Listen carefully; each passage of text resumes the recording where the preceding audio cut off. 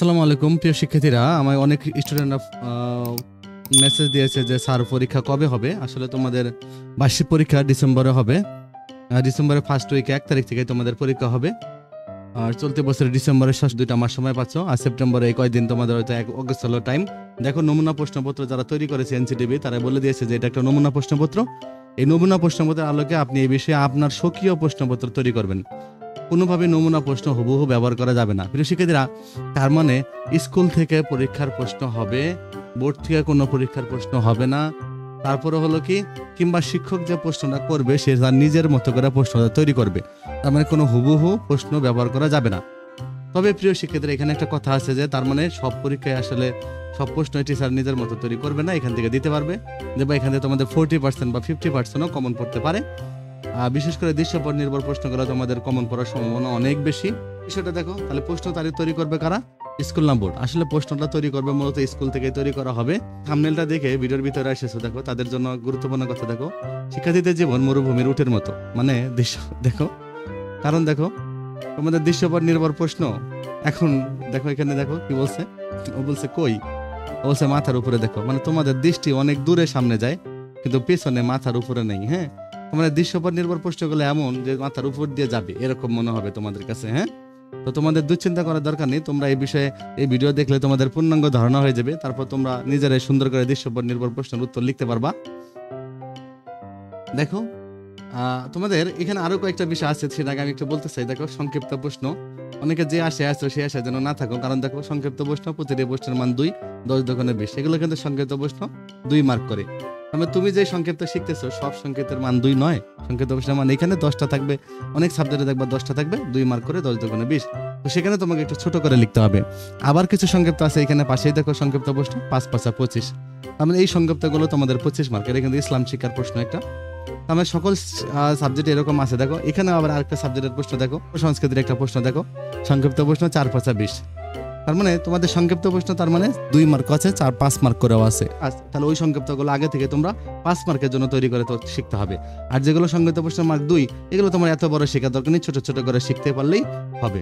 মরুভূমির উটকে কিন্তু অনেক প্রতিকূল পরিস্থিতি মোকাবেলা করে চলতে হয়। সামনে কিছুই নাই, কিন্তু তাকে তারপর অনেক কিছু মোকাবেলা করতে হয়। তোমাদের একই অবস্থা। দেখো, তোমাদেরকে যা চাপে দেবে তোমাদেরকে তাই করতে হবে। এখন তোমাদের কিচ্ছু করার নেই। দেখো, এখানে অ্যাপ্রিসিয়েটিং পোয়েট্রি বোর্ড থেকে বলছে, এনসিটিভি থেকে বলছে 20 মার্ক। এখানে আবার দেখো কি করছে ওরা, এখানে দিছে সামারে লিখতে 5 মার্ক পাবা, আর identifying metaphor in a given poem এটা পাবা 5 দুগুণ 10 মার্ক। তাহলে টোটাল 10 আর 5 কত হলো? 15। এখানে যে 15 পাইলা, এখানে তোমার কিন্তু 15 থাকলো। তারপর দেখো, এখানে কিন্তু বলা নাই সিন বা আনসিন। আনসিনও বলা নেই, আনসিনও বলা নেই, মানে ওরা যা খুশি তাই করবে তোমাকে। হ্যাঁ, আবার দেখো অনেক নাইনের যে এরকম পোয়েম দিছে সেখানে আবার বলে দিছে আনসিন। এখানে কিন্তু সিন বলে নেই। তার মানে তোমাদের সিনও আসতে পারে, আনসিনও আসতে পারে। এটা একটা জীবন জীবিকার প্রশ্ন। এই প্রশ্নটা যারা 7-এ পড়ে তাদেরকে আমি আনসারটা করে দিয়েছিলাম ক্লাস 7-এর। এটা জীবন জীবিকা থেকে। দেখো, এখানে কি বলছে, দৃশ্যপট নির্ভর প্রশ্ন। আগে যেমন উদ্দীপক নির্ভর প্রশ্ন ছিল, উদ্দীপকটা পড়লে সকল সাবজেক্টের প্রশ্ন, সকল ক্লাস সকল সাবজেক্টের একই স্টাইলের প্রশ্ন ছিল। মানে উদ্দীপক থাকতো, উদ্দীপকের উপর বেস করে ক খ গ ঘ এগুলো তোমার পাঠ্য বই এবং উদ্দীপক মিলা লিখতে হইতো। কিন্তু তোমরা জানো এখন তোমাদের অনেক সাবজেক্টের পাঠ্য বইয়ের ভিতরে কিছুই নেই। কিন্তু ওরা এই জন্য কিন্তু উদ্দীপক নির্ভর প্রশ্ন না দিয়ে দৃশ্যপট নির্ভর দিছে।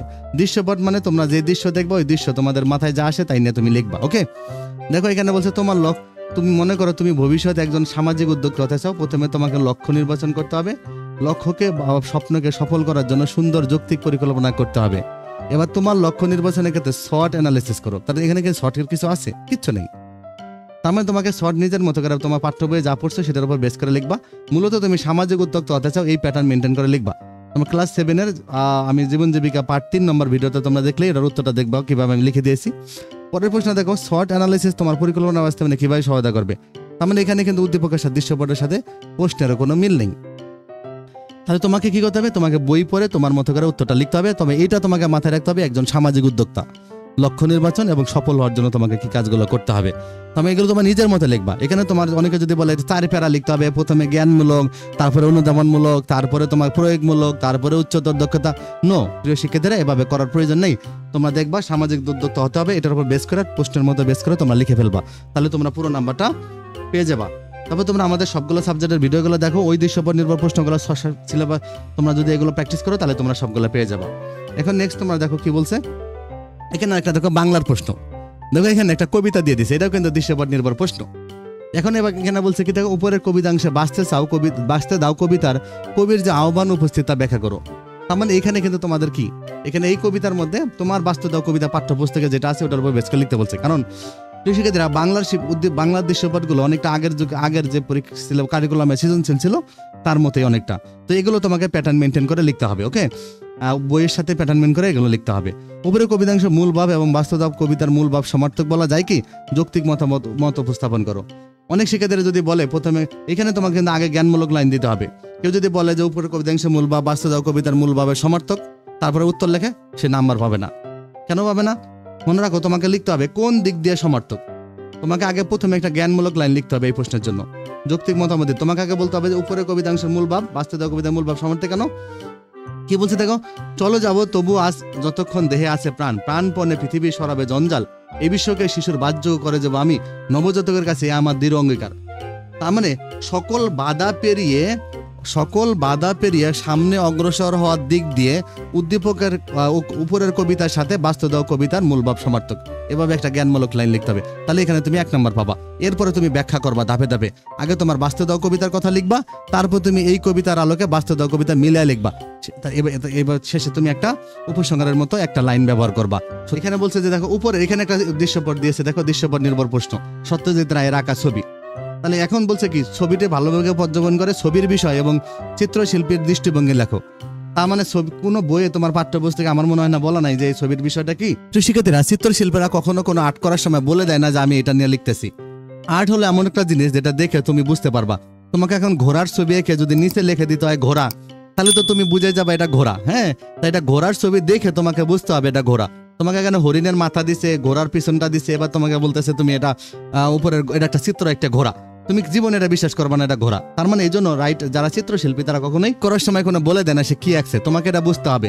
হ্যাঁ, তোমাকে এটা দেখে বুঝতে হবে। দেখো ঘুরে ওড়াচ্ছে গরু, কাশবন, তারপরে এখানে নৌকা চলছে, এখানে বাড়ি আছে, হ্যাঁ গাছপালা আছে, তারপরে সূর্যর আছে, এখানে কলার গাছ আছে। তার মানে এটা গ্রামীণ পরিবেশ, গরুর গাড়ি আছে। তাহলে তোমাকে গ্রামীণ পরিবেশ নিয়ে তোমার এই আলোকে চিত্রশিল্পী যে গ্রামীণ পরিবেশ, গ্রামীণ প্রকৃতি ভালোবাসতো, এটা নিয়ে তোমাকে বর্ণনা লিখতে হবে। তার মানে এখানে এইভাবে তোমার দৃষ্টিভঙ্গি, ছবির বিষয় হলো গ্রামীণ পরিবেশ এবং হলো চিত্রশিল্পীর দৃষ্টিভঙ্গি ছিল তিনি গ্রামীণ পরিবেশের উপর ভিত্তি করে লিখেছেন। এবার নিচে তোমাকে বর্ণনা লিখতে হবে। ওকে, এবার দর্শক হিসেবে ছবিটি সম্পর্কে তোমার প্রতিক্রিয়া ব্যক্ত করে একটি বিবরণমূলক লেখা লেখো।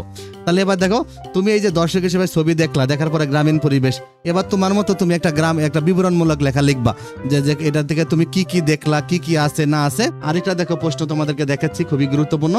এখানে একটা প্রশ্ন দেখো যে সুজন একজন ডেইরি পণ্যের উৎপাদনকারী। তিনি মেধা দীর্ঘদিনের প্রচেষ্টা 2015 সালে নতুন ধরনের আইসক্রিম তৈরি করেন। তিনি আইসক্রিমের নাম দেন রিফ্রেশ।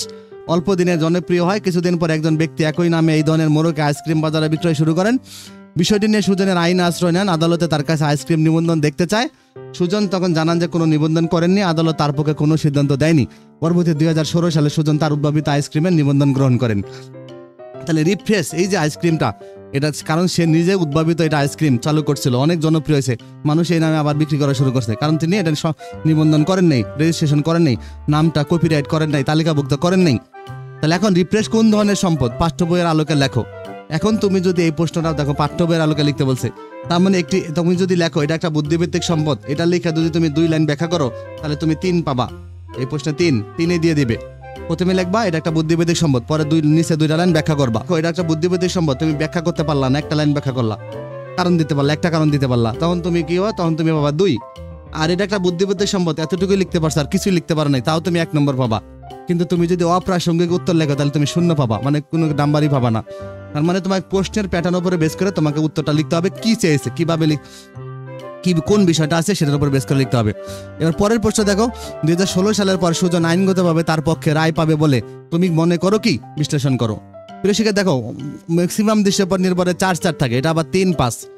তার মানে তোমাকে এই জন্য দৃশ্যপট নির্ভরে পোস্টের কোনো মান বন্টন ঠিক নাই, একক পোস্টে একক রকম মান বন্টন। তোমাকে প্রশ্নের উপর বেস করে লিখতে হবে, কোনো প্রশ্ন লেখার নির্দিষ্ট কোনো নিয়ম নাই, যে প্রশ্ন যেভাবে আছে সেভাবে লিখতে হবে। প্রিয় দৃশ্যপট নির্ভর প্রশ্নগুলোর 8টা ধরন আছে। 8 মনে করো কি, তারপর সমর্থক কি না, তারপরে হলো যে মূল বা একই সাদৃশ্যপূর্ণ কিনা বিভিন্ন বিষয় বলবে। তো এই 8টা সময় ওই সিস্টেম তুমি যদি জানো তাহলে যে কোনো দৃশ্যপট লিখতে তোমার সুবিধা হয়ে যাবে। তোমরা পরের ভিডিওতে তোমরা সবাই আমাকে যদি কমেন্টস করো তাহলে আমি পরের ভিডিওতে দেখাবো প্রত্যেকটা লাইন থাকলে কোন প্রশ্নের উত্তর তুমি কিভাবে লিখবা। এছাড়া তোমরা প্রত্যেক প্রশ্নগুলো নমুনা প্রশ্নগুলো আমি উত্তর দিয়ে দিলে সেখান থেকে তোমরা শিখে নিতে পারবা। তবে তোমরা যদি সবাই কমেন্ট করো যে তাহলে আমি ওই 8টা শুধুমাত্র দৃশ্যপটের উপরে 8টা টপিকস আছে, 8টা টপিক্সের উত্তর 8 রকমের কেন হয় এটার উপর বেশ করে আমি একটা ভিডিও দিয়ে দেবো। তাহলে তোমাদের দৃশ্যপট নির্ভর প্রশ্ন যে কোনো প্রশ্ন তোমরা বই না পড়লেও লিখতে পারবা। দেখো খ নম্বর প্রশ্নের আনসারটা তুমি লিখবা কিভাবে। প্রশ্ন ছিল যে 2016 সালের পর সুজন আইনগতভাবে তার পক্ষে রায় পাবে বলে তুমি মনে করো কি। আমি যে রায় তুমি বললা রায় পাবে, তাহলে এটা যদি তুমি লেখো শুধু তাহলে 1 নম্বর পাবা। আর তুমি যদি সাথে ট্রেডমার্ক দেখায় লাইনটা তুমি লিখতে পারো তাহলে তুমি 2 পাবা। তুমি যদি তুমি রায় পাওয়ার সাথে ট্রেডমার্ক নিবন্ধনের সব পুরো বিষয়টি ব্যাখ্যা করতে পারো ভালো করে তাহলে 3 পাবা। আর তুমি ট্রেডমার্ক নিবন্ধনের বিষয়টির সাথে তুমি সত্তাধারক হিসেবে সুজনের যতগুলো অধিকার আছে সব যদি লিখতে পারো 4 পাবা। এবার তুমি যদি সুজনের চুক্তিপত্রটাও যদি অ্যাড করতে পারো তাহলে তুমি 5-এ 5 পাবা। তাহলে একটা প্রশ্নের উত্তর একক রকম ভাবে নাম্বার দেওয়া হবে, তোমাদেরকে প্রশ্ন দেখে উত্তর লিখতে হবে। ওকে, কিছু প্রশ্ন আবার দেখো আবার তোমাদের মাথার উপর দিয়ে যাবে, মানে রচনামূলক প্রশ্ন দেখো সকল দক্ষতা স্তরে দৃশ্যপট বিহীন আর দৃশ্যপট নির্ভর। এটা কিন্তু ইসলাম শিক্ষাতে থাকবে, মানে ইসলাম শিক্ষাতে কোনো আলাদা কোনো প্রশ্ন থাকবে না, একসাথে সব থাকবে। 10টা প্রশ্ন থাকবে, 5-10-এ 50 মার্ক, 110 মিনিট টাইম আবার আলাদা করে দিয়েছে তোমাদেরকে। দেখো এটা হলো ইসলাম শিক্ষা প্রশ্ন, এরকম থাকবে, মানে ইসলাম শিক্ষা প্রশ্ন কোনো উদ্দীপক আলাদা থাকবে না, ক খ আলাদা থাকবে না, নর্মাল প্রশ্নই থাকবে, প্রত্যেক প্রশ্নের উত্তর 10। তাহলে এগুলো তোমাদেরকে বই যা পড়বা তাই হুবহু লিখতে পারবা। দেখো উমর রাদিয়াল্লাহু তাআলা আমলে চুরির অপরাধে এক ব্যক্তির হাত কাটা নির্দেশ দেওয়া হয়। ওই ব্যক্তি উমর রাদিয়াল্লাহু তাআলার কাছে গিয়ে বললেন, আল্লাহর ইচ্ছা ছাড়া কিছু হয় না, আমি তার ইচ্ছায় চুরি করেছি, আমার হাত কাটা যাবে কেন? উমর রাদিয়াল্লাহু তাআলা বললেন, তুমি যেমন আল্লাহর ইচ্ছায় চুরি করেছো তেমনি তোমার হাত আল্লাহর ইচ্ছায় কাটা হবে। এই প্রসঙ্গে ইসলামে আকীদার স্বরূপ ব্যাখ্যা করো। তার মানে উদ্দীপক এখানেই, দৃশ্যপট এখানেই, উত্তর তোমার কাছে। তা তুমি তোমার মতো লিখবা, কোনো প্যারা নিয়ে টেনশন করার দরকার নেই। তাহলে তুমি এই বিষয়ে যা জানো তাই বর্ণনা করবা এবং তুমি তোমার পাঠ্যপুস্তক থেকে বই থেকে যা পড়ছো সেটার উপর বেস করে খালি লিখে ফেলবা। কোনো প্যারা নিয়ে কোনো টেনশন করার দরকার নেই, কি লেখলে নাম্বার পাবা কি লেখলে নাম্বার পাবা এগুলো দরকার নেই। তবে প্রিয় শিক্ষার্থীরা, ইসলাম শেখা যে কোনো প্রশ্নের উত্তর লেখার সময় তোমাকে মনে রাখতে হবে তুমি যেন কমপক্ষে 2টা আয়াতের বাংলা অর্থ লিখতে পারো অথবা হাদিস লিখতে পারো, এগুলো লিখতে পারো, তাহলে তুমি বেশি নাম্বার পাবা। ওকে, এভাবে তোমাদের প্রশ্ন হবে। তাহলে দেখো এত প্যাচ তোমাদের উপরে, তোমাদের জীবন আসলে মরুভূমির উটের মতো, কারণ তোমাদের যা দিবে তাই করতে হবে, সকল প্যাটার্ন তোমাদেরকে মোকাবেলা করতে হবে। আর প্যাটার্ন মোকাবেলা করলেই কিন্তু তোমরা সামনের দিকে অগ্রসর হতে পারবা ভালো করে। এখন তোমরা শুধু পড়ো কি, বই পড়ো আর বই পড়ো। ওকে, তো প্রথমে বই পড়বা, ভুল হবে, দেখছো বানান ভুল আছে, পরে বই পড়বা আবার ভুল হবে, বা তৃতীয়বার তোমরা আবার যখন বই পড়ে ফেলবা তখন বই তোমাদের শুদ্ধ হয়ে যাবে বই পড়া। হ্যাঁ, তোমরা তখন you can see our video, তোমরা আমাদের ভিডিওগুলো দেখতে পারো, কান্নাকাটি করার কোনো দরকার নেই। All easy solution to our next video, তোমাদের সকল সলিউশন আমাদের নেক্সট ভিডিওতে পেয়ে যাবা। আর তোমরা শিক্ষণকালীন নাম্বার 30 নম্বর কীভাবে পাবা এটাও আমি নেক্সট ভিডিও তোমাদের শিখাই দেবো। আর তোমরা প্রত্যেক সাবজেক্টের যে নমুনা প্রশ্নের উত্তরগুলো, যদিও পরীক্ষা আসবে না হুবহু, কিন্তু তাও তোমাদের উত্তরগুলো দেখতে হবে, কারণ এই উত্তরগুলো দেখলেই তোমরা প্যাটার্নগুলো বুঝে যাবা পুরোপুরি এবং তোমাদের শেখা হয়ে যাবে। আর কোনো গাইডের দিকে নজর দেওয়ার দরকার নেই, আর তোমরা বইয়ের দিকে নজর দাও, কারণ গাইড তোমাদের আরও মাথা ঘুরিয়ে দিবে, তখন পরীক্ষায় কিন্তু কিচ্ছু লিখতে পারবা না। ওকে।